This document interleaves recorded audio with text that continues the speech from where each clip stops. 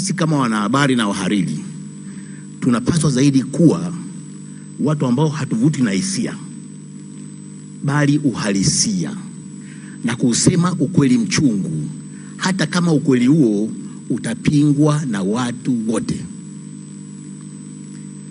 Wahariri zangu ni mashahidi. Nilitoa baadhi ya mifano na naweza kurejea kwa haraka hapa kwa mheshimiwa mkuu wa mkoa.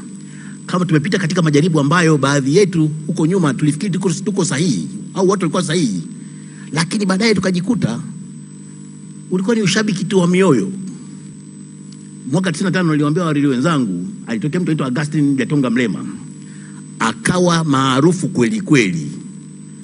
Wahariri wengi wa Kongo walio ndani walikuwa miongoni mwa mashabiki wake wakubwa. Miaka miwili mitatu tu baada ya mwaka 95 tulikuja kujibaini kwamba ushabiki ule ungetuponza laiti kama tungemwachia urais marehemu Augustine Gatonga Mlema. Toka wakati huo nimejifunza jambo moja: sisi hatupaswi kuwa watu wa postmortem tu. Kama tunakosea kwanza au tuje kufanya masahisho baadaye. Ni bora tuwe watu wa kuzuia matatizo katika muktadha wa kujenga ajenda ili kulinusuru taifa letu. Yako mambo mengi mengine mheshimiwa mkuu wa mkoa ya namna hiyo ambayo yametokea. Tunayashabikia, tunayafurahia, lakini gharama yake yamekuwa makubwa sana. Na kwa bahati mbaya baadhi ya mambo yanagusa maslahi mapana ya ulinzi na usalama wa taifa letu. Mimi najua kuna kitu kinaitwa responsible journalism, uandishi unaowajibika, kutimiza wajibu. Na kama mnakumbuka, nikiwa mwenyekiti wa jukwaa la wahariri, ajenda hii nilibeba mwaka 2011 na ikawa chapter ambayo kwa mara ya kwanza mwenyekiti wa sasa wa jukwaa la wahariri ndio alifanya presentation kule Arusha ya mada ya uandishi unaowajibika.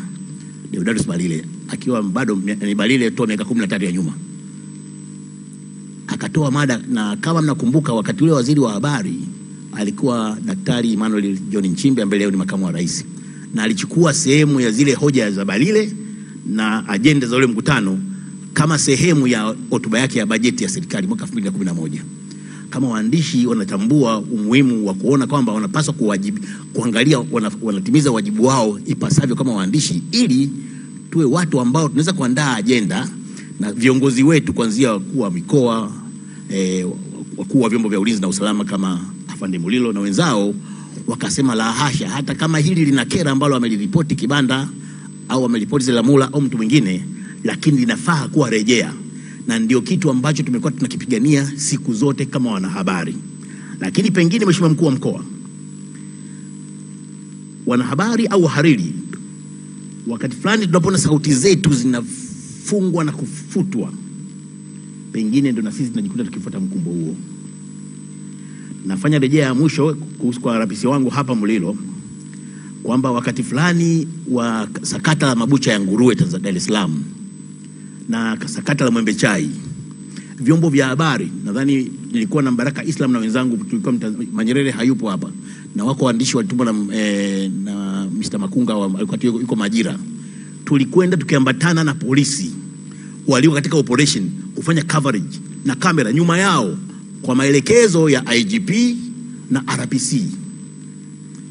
Kwa hiyo katika matukio yote ya vurugu zile tulikuwa tunapiga picha na kuripoti, na polisi walikuwa wanatulinda wakituambia msiende huku, kwa sababu wakati mwingine mkikaa upande wa pili litatokea la kutokea hapa, mtavunjwa miguu, mtaumizwa, mtasema polisi wametuvunja miguu. Leo hii hakuna ombo ambalo limetokea leo hii na mtanziko ulikuwa leo hii. Laiti kama vyombo vya habari vingekuwa vimeambatana na vyombo vyetu vya ulinzi na usalama kwa mwenendo ule, naamini pengine tungetoa taswira njema zaidi na bora zaidi kuliko tulionayo leo hii, na pengine upotoshaji usingekuwa mkubwa wa kiwango hiki. Lakini mwisho, sisi ambao tumepita jeshini tunajua, na anapita ndio mkono.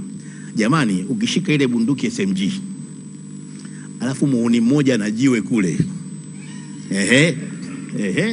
anajiwe kule, alafu unaona amekwenda kurarua siku nguo ya mmoja polisi wenzetu au wale wameraruliwa nguo zao au uniform zao, unajua utakachotokea pale?